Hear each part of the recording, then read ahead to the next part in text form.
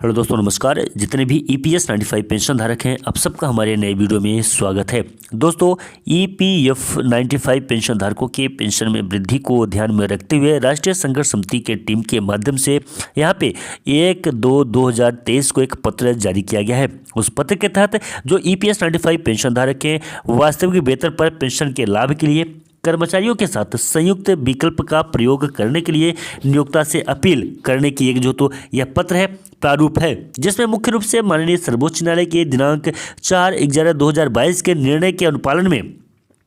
EPFO ने पत्र दिनांक जो 29/12/2022 को जारी किया। यह पत्र माननीय सर्वोच्च न्यायालय के फैसले की दर्पण छवि को प्रतिबिंबित नहीं करता है और इस प्रकार इसे लागू नहीं किया जा सकता है। तो दोस्तों, अब मैं समझा देता हूं आपको। जैसे 4/11/2022 को माननीय सर्वोच्च न्यायालय का फैसला आया था, उस फैसले में जो ईपीएस 95 पेंशन धारकों को सहूलियत दी जा रही थी, यानी कि उस फैसले में जो ईपीएस 95 पेंशन धारकों के लिए रखा गया था, हित किया गया था, जिसके जो 29/12/2022 को ये माननीय ईपीएफओ के माध्यम से जो सर्कुलर जारी किया गया है, उस सर्कुलर में पूर्ण रूप से ईपीएस 95 पेंशन धारकों को लाभ नहीं दिया गया है। तो वही लाभ दिलाने के लिए, यानी कि जो 4/11/2022 को माननीय सर्वोच्च न्यायालय की तरफ से जानकारी दी जाती है कि ईपीएस 95 पेंशन धारकों की तरह लाभ दिया जाएगा, लेकिन 29/12/2022 को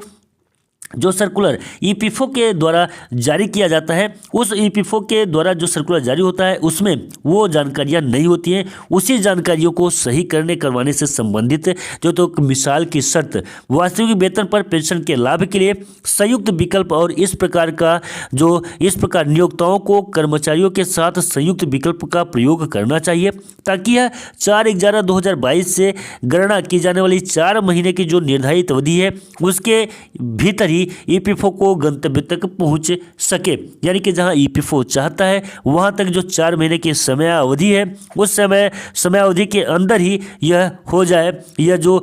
तो वास्तविक वेतन के लिए लाभ के संयुक्त विकल्प का प्रयोग करना है। नियोक्ताओं को कर्मचारियों के साथ ही संयुक्त विकल्प का प्रयोग करना चाहिए, ताकि जो समय एक निर्धारित है, उसी समय पे इसे पहुंचाया जा सके ईपीएफओ तक।